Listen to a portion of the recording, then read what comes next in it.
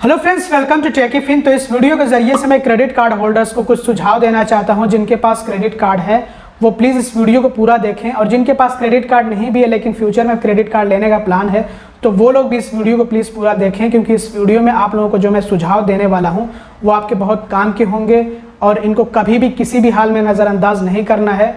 इनका सख्ती से आपको पालन करना है। तो जैसा कि आप लोग जानते हैं कि हमें क्रेडिट कार्ड से कुछ बेनिफिट्स मिलते हैं, तभी तो हम क्रेडिट कार्ड का इस्तेमाल करते हैं। जैसे कि कुछ क्रेडिट कार्ड का इस्तेमाल करने पर, मतलब कुछ क्रेडिट कार्ड से खर्चे करने पे हमें रिवॉर्ड पॉइंट्स मिलते हैं, तो कुछ पे हमें कैशबैक मिलते हैं, और कभी कभी को ऑफर्स आते हैं डिस्काउंट के, तो हमें क्रेडिट कार्ड से इंस्टेंट डिस्काउंट भी मिल जाता है। तो ये सारे बेनिफिट्स होते हैं क्रेडिट कार्ड के आमतौर पर, जिनकी वजह से हम क्रेडिट कार्ड का इस्तेमाल करते हैं। तो अब ये जो हमें कुछ बेनिफिट्स मिलते हैं ना, इन बेनिफिट्स को ज़्यादा से ज़्यादा अवेल करने के लिए, मतलब ज़्यादा से ज़्यादा फ़ायदा उठाने के लिए कुछ लोग क्या करते हैं कि अपने क्रेडिट कार्ड को दूसरे लोगों के लिए भी अवेलेबल करा देते हैं, कि मतलब उनके क्रेडिट कार्ड का ज़्यादा से ज़्यादा इस्तेमाल हो, उनके क्रेडिट कार्ड से ज़्यादा खर्चे हों तो ज़्यादा से ज़्यादा रिवॉर्ड पॉइंट्स मिलेंगे, कैशबैक मिलेगा, और अगर डिस्काउंट का ऑफर है तो डिस्काउंट भी मिल जाएगा। तो इसलिए कुछ लोग क्या करते हैं, कुछ क्रेडिट कार्ड होल्डर कि अपने क्रेडिट कार्ड को जो है दूसरे लोगों को भी इस्तेमाल करने के लिए दे देते हैं, कि ताकि उनके क्रेडिट कार्ड से जो है दूसरे लोग शॉपिंग करें, दूसरे लोग जो है खर्चे करें, और फिर उसके बाद उनसे पैसे ले लेते हैं। मतलब जितना क्रेडिट कार्ड से खर्चा होता है उतना जो है वो दूसरे लोगों से वसूल लेते हैं, जिनको भी क्रेडिट कार्ड वो इस्तेमाल करने के लिए देते हैं, चाहे वो अपने फ्रेंड्स को देते हों, फैमिली मेम्बर्स को देते हों, या फिर किसी और को देते हों। तो ऐसा कुछ लोग करते हैं कि अपना क्रेडिट कार्ड जो है दूसरे लोगों को दे देते हैं इस्तेमाल करने के लिए, ताकि क्रेडिट कार्ड से जब खूब खर्चे होंगे तो बेनिफिट्स भी ज़्यादा मिलेंगे, ज़्यादा रिवॉर्ड पॉइंट्स मिलेंगे, ज़्यादा कैशबैक मिलेंगे। और कुछ क्रेडिट कार्ड में क्या होता है कि एक जो है माइलस्टोन दिया जाता है कि अगर आप साल भर में 2 लाख रुपए, एग्जांपल दे रहा हूँ कि 2 लाख रुपए खर्च कर देते हैं तो जो इसकी एनुअल फी है वो माफ़ कर दी जाएगी। तो इसलिए जो है वो क्रेडिट कार्ड दूसरे लोगों के लिए भी अवेलेबल करा देते हैं, ताकि दूसरे लोग खर्चे करें, और जब खर्चे करेंगे तो खर्चे जो करेंगे वो पैसे में दे देंगे, उससे जो है क्रेडिट कार्ड के बिल का पेमेंट हो जाएगा, और एक तरह से क्रेडिट कार्ड से खर्चा होगा तो उससे रिवॉर्ड पॉइंट्स भी मिल जाएंगे, और अगर कैशबैक वाला क्रेडिट कार्ड रहा तो कैशबैक मिल जाएंगे, और इसी में माइलस्टोन अचीव होना रहेगा तो माइलस्टोन भी अचीव हो जाएगा, जिससे क्रेडिट कार्ड की एनुअल फी भी माफ़ हो जाएगी। तो कुछ लोग ऐसा करते हैं कि अपने क्रेडिट कार्ड को वो पर्सनली अपने लिए नहीं इस्तेमाल करते हैं, दूसरे लोगों के लिए भी अवेलेबल करा देते हैं, तो दूसरे लोग खूब इस्तेमाल करते हैं और खूब क्रेडिट कार्ड से खर्चे होते हैं। तो मेरा ये सुझाव है कि अगर आप ऐसा कर रहे हैं तो प्लीज़ आप ऐसा ना करें, क्योंकि इससे क्या होगा कि आपके क्रेडिट कार्ड से लगातार जब खूब खर्चे होंगे, लगातार खूब स्पेंडिंग होगी, खूब शॉपिंग होगी, तो बैंक को ऐसा लगेगा कि आप अपने क्रेडिट कार्ड का कमर्शियली इस्तेमाल कर रहे हैं, बिजनेस पर्पस के लिए इस्तेमाल कर रहे हैं। तो ऐसे में आपका क्रेडिट कार्ड कैंसिल किया जा सकता है, क्लोज किया जा सकता है, और उस पर आपको जो रिवॉर्ड पॉइंट्स मिले होंगे, जो अपनी ईमानदारी से अर्न किए होंगे, अपने पर्सनल एक्सपेंसेस से अर्न किए होंगे, उनको भी बैंक रिवोक कर देगा, उनको भी बैंक सस्पेंड कर देगा, कैंसिल कर देगा, वापस ले लेगा। तो उससे आपका बड़ा नुकसान होगा। तो एक तो आपका क्रेडिट कार्ड चला जाएगा आपके हाथ से, और दूसरे आपके रिवॉर्ड पॉइंट्स भी चले जाएंगे, या फिर अगर कैशबैक होगा तो कैशबैक भी रिवोक कर देता है बैंक, तो कैशबैक हाथ से चला जाएगा।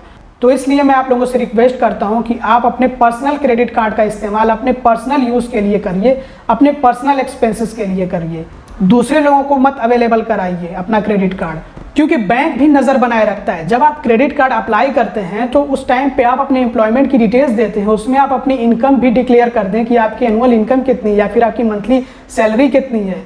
तो बैंक वो भी देखता है कि पर्सन की मंथली सैलरी कुछ है और उसका एक्सपेंस जा रहा है कहीं और पे, तो ये कैसे हो रहा है। तो बैंक को डाउट जब होगा तो वो आपका सीधा क्रेडिट कार्ड बंद कर देगा। भले ही आप यहाँ पे ये सोचें कि हमें क्रेडिट लिमिट मिली हुई है 5 लाख की, और जबकि हमारे क्रेडिट कार्ड से तो हर महीने 1 ही लाख रुपए खर्च हो रहे हैं, तब जो है क्यों बैंक बंद करने के पीछे पड़ा हुआ है। लेकिन ये भी तो देखिए आपने वहाँ पे सैलरी कितनी अपनी दिखाई है, अपनी जो है मंथली इनकम आपने कितनी दिखाई है, तो ये सब भी बैंक की नज़र में रहता है। तो इसलिए जितनी आपकी इनकम है उसको भी आप ध्यान में रख करके अपने क्रेडिट कार्ड से खर्चे करें। आप अपने पर्सनल एक्सपेंसेस भी अपनी इनकम के अकॉर्डिंग करिए, ताकि बैंक जो है आपका क्रेडिट कार्ड सस्पेंड ना करे। नहीं तो कुछ केसेस में क्या होता है कि पर्सनल यूजेज में भी क्रेडिट कार्ड जो है कभी कभी को कैंसिल हो जाता है, बैंक मिसअंडरस्टैंड कर जाता है, समझ नहीं पाता, जिसकी वजह से जो है क्रेडिट कार्ड जो कैंसिल हो जाता है। तो इसलिए मेरा आप लोगों को सजेशन है कि आप अपना क्रेडिट कार्ड थोड़ा सा होशियारी के साथ में इस्तेमाल करिए, अपनी इनकम, अपनी सैलरी को देखते हुए अपने क्रेडिट कार्ड का इस्तेमाल करिए, और सिर्फ अपने पर्सनल यूज़ के लिए। आपका जो क्रेडिट कार्ड अगर वो पर्सनल क्रेडिट कार्ड है तो आप उसको पर्सनल यूज़ में लीजिए, पर्सनल एक्सपेंसेस के लिए अपना क्रेडिट कार्ड इस्तेमाल करिए। क्योंकि कुछ क्रेडिट कार्ड होल्डर क्या करते हैं कि अपना जो पर्सनल क्रेडिट कार्ड है वो किसी शॉप वाले को दे देते हैं, किसी मोबाइल शॉप वाले को दे दिया। तो वो मोबाइल शॉप वाला क्या करता है कि हर महीने कुछ ना कुछ ऑर्डर करता रहता है क्रेडिट कार्ड से, कोई ना कोई मोबाइल मंगाता रहता है।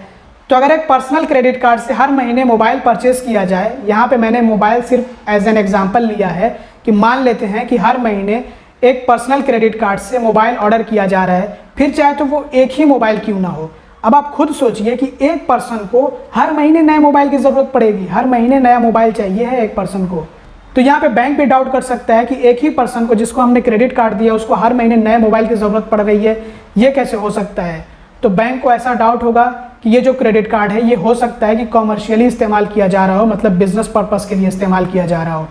और याद रहे कि यहाँ पे मैंने मोबाइल को सिर्फ एग्जाम्पल के लिए लिया, इसकी जगह पे कोई दूसरा प्रोडक्ट भी हो सकता है, कोई दूसरे गैजेट्स भी हो सकते हैं। तो आपको अपने क्रेडिट कार्ड से खर्चे सोच समझ करके करने हैं कि आपके क्रेडिट कार्ड से जो एक्सपेंसेस हो रहे हैं वो आपके पर्सनल एक्सपेंसेस में आते हैं या फिर जो है बिजनेस एक्सपेंसेस में आते हैं, मतलब कमर्शियली आप इस्तेमाल कर रहे हैं, बिजनेस पर्पज़ के लिए आपका क्रेडिट कार्ड इस्तेमाल हो रहा है। तो वो आप खुद से भी कैलकुलेट करने की कोशिश करें जब भी आप अपना क्रेडिट कार्ड इस्तेमाल करें तो। और देखिए इस बात को मैं क्लियर कर दूं कि कोई particular transaction business transaction, commercial transaction या फिर पर्सनल ट्रांजैक्शन की कैटेगरी में नहीं आता है। मतलब हम अपनी तरफ से किसी ट्रांजैक्शन को कैटेगराइज नहीं कर सकते हैं कि ये वाला ट्रांजैक्शन ये पर्सनल ट्रांजैक्शन कहलाएगा या फिर ये वाला ट्रांजैक्शन कमर्शियल या फिर बिजनेस ट्रांजैक्शन कहलाएगा। तो इसको हम जो है अपनी तरफ से कैटेगराइज नहीं कर सकते हैं। ट्रांजैक्शन को हम जो है किसी एक कैटेगरी में नहीं डाल सकते हैं कि ये बिजनेस कैटेगरी में आने वाला ट्रांजैक्शन है या फिर कमर्शियल कैटेगरी में आने वाला ट्रांजैक्शन या फिर पर्सनल कैटेगरी में आने वाला ट्रांजैक्शन है। बल्कि ट्रांजैक्शन का जो पर्पज़ होता है वो पर्पज़ बिजनेस पर्पज़ हो सकता है, कमर्शियल पर्पज़ हो सकता है, कमर्शियल और बिजनेस का एक ही मतलब होता है, या फिर पर्सनल पर्पज़ हो सकता है। तो ट्रांजैक्शन का जो पर्पज़ होता है ना वो पर्पज़ जो है बिजनेस या फिर कमर्शियल पर्पज़ हो सकता है या फिर पर्सनल पर्पज़ हो सकता है। तो ये याद रखिएगा। तो मैं इसको एग्जांपल के ज़रिए से एक्सप्लेन कर देता हूं ताकि आपको और अच्छे से समझ आ सके। जैसे कि मुझे ज़रूरत है एक लैपटॉप की, मुझे एक लैपटॉप चाहिए है, तो मैं क्या करूंगा, अपने क्रेडिट कार्ड से एक लैपटॉप परचेस करूंगा। तो ये जो ट्रांजैक्शन होगा इसके पीछे का पर्पज़ देखा जाएगा। मुझे चाहिए है एक लैपटॉप, मुझे एक लैपटॉप की ज़रूरत है अपने पर्सनल यूज़ के लिए। तो मैंने जब अपने क्रेडिट कार्ड से लैपटॉप परचेस किया तो वो ट्रांजैक्शन कहलाएगा एक पर्सनल ट्रांजैक्शन, या फिर वो जो परचेज है वो मेरे पर्सनल एक्सपेंस में आएगा। और इसी तरह से अगर किसी लैपटॉप शॉप वाले को, मतलब कोई लैपटॉप का डीलर है, उसको ज़रूरत पड़ी लैपटॉप्स की और उसने आपका क्रेडिट कार्ड लिया, आपसे क्रेडिट कार्ड मांगा, आपने क्रेडिट कार्ड दिया और उसने लैपटॉप परचेस किए। एक लैपटॉप परचेस कर रहा है अगर हर महीने, या फिर एक साथ कई सारे लैपटॉप परचेस किए, तो ये वाला जो ट्रांजैक्शन हुआ, इस ट्रांजैक्शन का पर्पज़ हुआ बिजनेस। ये परचेस बिजनेस ट्रांजैक्शन में आएगा, कॉमर्शियल ट्रांजैक्शन में आएगा। तो जैसा कि आप लोगों ने यहाँ पे देखा कि लैपटॉप के लिए किया गया ट्रांजैक्शन कभी को वो पर्सनल ट्रांजैक्शन भी हो सकता है, मतलब वो परचेस जो है आपका पर्सनल एक्सपेंस में आ सकता है, और कभी को वही ट्रांजैक्शन जो है कमर्शियल ट्रांजैक्शन भी हो सकता है, बिजनेस ट्रांजैक्शन भी हो सकता है, वो परचेस जो है आपका पर्सनल एक्सपेंस से बाहर जा सकता है। तो इस तरह से जो ट्रांजैक्शन का पर्पज़ होता है वो डिसाइड करता है कि आपका जो ट्रांजैक्शन है वो बिजनेस कैटेगरी में आएगा, कमर्शियल कैटेगरी में आएगा, या फिर जो है आपके पर्सनल एक्सपेंस या फिर पर्सनल ट्रांजैक्शन में आएगा। तो ये ज़रूर से याद रखिएगा। तो अब सबसे बड़ा सवाल यहाँ पे ये पैदा होता है कि क्या क्रेडिट कार्ड को बिल्कुल कमर्शियली इस्तेमाल ही नहीं किया जा सकता है? क्या क्रेडिट कार्ड से बिजनेस ट्रांजैक्शंस किए ही नहीं जा सकते? तो इसका जवाब है कि एटलीस्ट पर्सनल क्रेडिट कार्ड को तो हम बिजनेस पर्पसेस के लिए नहीं इस्तेमाल कर सकते हैं, कमर्शियली नहीं इस्तेमाल किया जा सकता है पर्सनल क्रेडिट कार्ड, बल्कि उसके लिए अलग से क्रेडिट कार्ड्स आते हैं, अलग से एक जो है कैटेगरी होती है क्रेडिट कार्ड की, commercial credit card, business credit card. तो अगर किसी को क्रेडिट कार्ड का इस्तेमाल कमर्शियली करना है, बिजनेस पर्पसेस के लिए करना है, बिजनेस ट्रांजैक्शंस करने हैं, तो उसके लिए बिजनेस कैटेगरी का क्रेडिट कार्ड लेना चाहिए है। कमर्शियल यूज़ के लिए अगर क्रेडिट कार्ड चाहिए है तो कमर्शियल कैटेगरी का क्रेडिट कार्ड लेना चाहिए है। तो बैंक कमर्शियल यूज़ के लिए, बिजनेस पर्पसेस के लिए अलग से क्रेडिट कार्ड्स बना के रखते हैं। तो बिजनेस ट्रांजैक्शंस के लिए और कमर्शियल यूज़ के लिए बैंक्स के अलग कैटेगरी के क्रेडिट कार्ड्स होते हैं जिनको हम बिजनेस क्रेडिट कार्ड कहते हैं, या फिर बिजनेस कैटेगरी का क्रेडिट कार्ड कहते हैं, कमर्शियल क्रेडिट कार्ड कहते हैं। तो बैंकों के इस तरह से एक अलग कैटेगरी के क्रेडिट कार्ड्स होते हैं जो कि खास करके बनाए जाते हैं बिजनेस ट्रांजैक्शंस के लिए, कमर्शियल यूज़ के लिए। जैसे कि आप यहाँ पे देख सकते हैं HDFC बैंक है, HDFC बैंक ने अलग से क्रेडिट कार्ड बना रखे हैं कॉमर्शियल यूज़ के लिए, बिजनेस यूज़ के लिए, और इसी तरह से एक्सिस बैंक ने भी बना रखे हैं और बाकी बैंकों ने भी इस तरह से बना रखे होंगे। अलग अलग बैंक्स के अलग अलग जो है क्रेडिट कार्ड्स होते हैं इस तरह की कैटेगरी पे स्पेंड के लिए।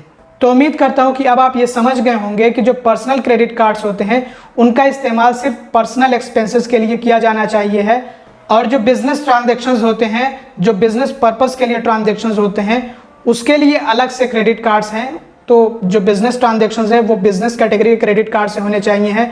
कॉमर्शियली अगर हमें इस्तेमाल करना है अपना क्रेडिट कार्ड तो कॉमर्शियल कैटेगरी का क्रेडिट कार्ड ले लेना चाहिए है।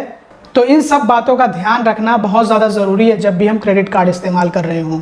इसके अलावा कुछ लोग मुझसे पूछते हैं कि हमें अपने क्रेडिट कार्ड का जो पैसा है, क्रेडिट कार्ड में जो हमें लिमिट मिली हुई है, तो वो क्रेडिट कार्ड का पैसा हम अपने बैंक अकाउंट में लेना चाहते हैं। कोई ऐसी ट्रिक बताइए, कोई ऐसा आइडिया बताइए कि ज़ीरो चार्ज पे हम वो जो क्रेडिट कार्ड का पैसा है ना अपने बैंक अकाउंट में ट्रांसफ़र कर लें और हमसे कोई भी चार्ज ना लिया जाए।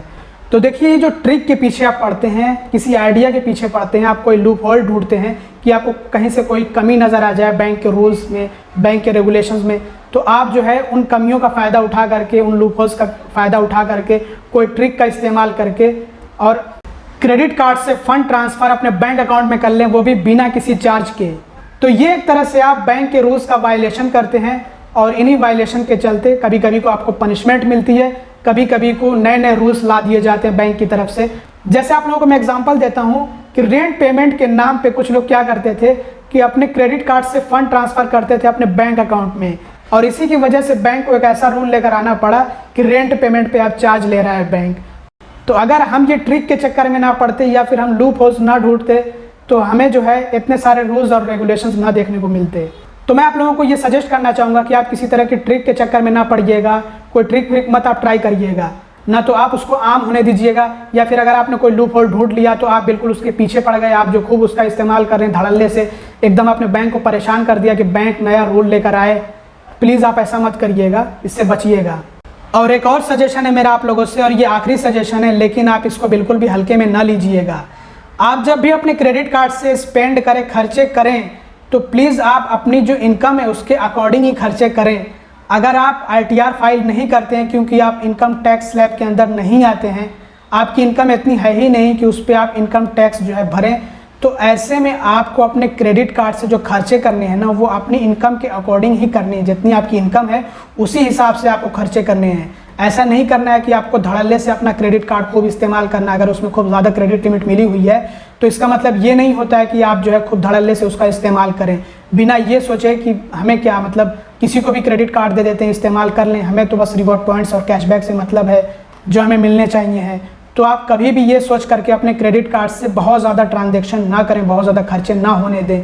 अदरवाइज़ अगर खर्चे ज़्यादा होंगे और आप इनकम टैक्स फाइल नहीं करते हैं तो आपको इनकम टैक्स डिपार्टमेंट की तरफ से नोटिस मिल सकता है। तो प्लीज़ आप सतर्क रहिए, होशियार रहिए, और अगर आप इनकम टैक्स स्लैब के अंदर आते हैं तो अपना जो ITR फाइल करिए, इनकम टैक्स को भरिए।